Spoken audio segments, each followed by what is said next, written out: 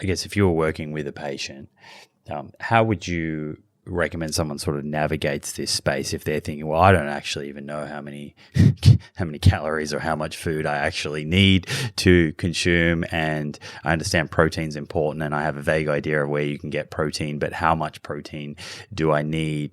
Is there any sort of way or framework that you could offer someone to help navigate that?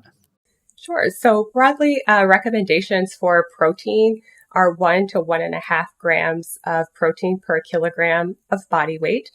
For those experiencing more weight loss or have advanced in the stage of cancer cachexia, we're looking at much higher, like 2 to 2.5 grams per kilogram of body weight. So much higher needs. And then energy wise, it's like, well, I don't expect people to be micromanaging and counting their calories. I mean, all of these equations are all estimates anyway. It's more of, well, if you're losing weight, you need more than what you're consuming now, and try to get as many calories as you can in, rather than spending, there's already a lot on their plate, to say, okay, I'm losing weight. I need to add in more calories in my diet, more energy in my diet, and preferably coming from protein-rich foods. And maybe we can break that down. So there's probably some confusion and lots of ideas out there around what kind of sources of protein people should and shouldn't eat. And maybe there's some exaggerations or fear created over certain foods that might not be necessary. How would you help someone understand what that means from a food perspective when they're at the grocery store or putting together a meal? Of consuming more protein, I give the general guidance of, we don't need to count every gram and you don't need to micromanage and look at every label, but to aim to have a protein-rich food at every meal and snack. And so I'll discuss what are foods that contain protein. Ideally, would like to look for more things like poultry, fish, beans, legumes, tofu, edamame, having a variety there. If someone is losing a lot of weight, I'm not going to put the restrictions on red meat, but if someone is doing okay and we just need to reach protein, we try to still limit red meat and processed meat as well. But I like to set up of what that should look like on your plate and just aim to have protein every meal and snack. It will add up throughout the day. And sometimes using a protein supplement, a protein powder, can be a really easy way to get that additional protein, especially when appetites are low and taste changes. Smoothies are pretty magical in that you can make it taste like whatever you want. You've got liquid calories, drink it through a straw. Things taste weird. If you've got mouth sores, it's going to go down easier too.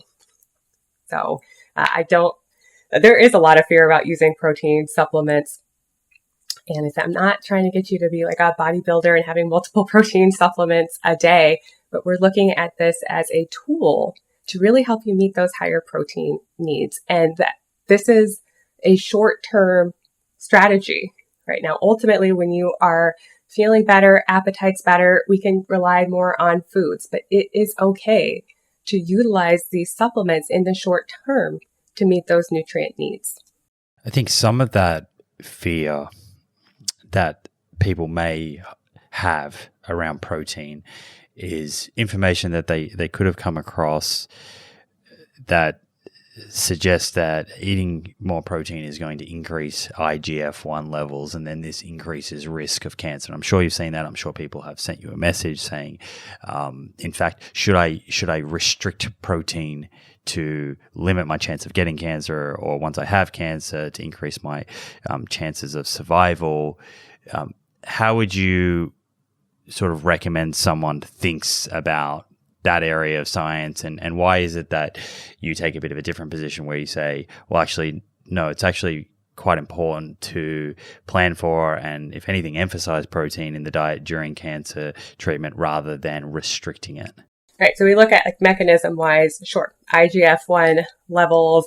There are IGF-1 receptors on some cancer cells, and that's going to stimulate growth. Right? But I feel like where we have that human evidence and a strong body of evidence is that muscle loss, and that muscle loss being associated with a variety of more negative outcomes, including survival. So that's our focus, right? We want someone to survive from their cancer and not have toxicities and not have frequent hospitalizations. So maintaining muscle is going to require protein.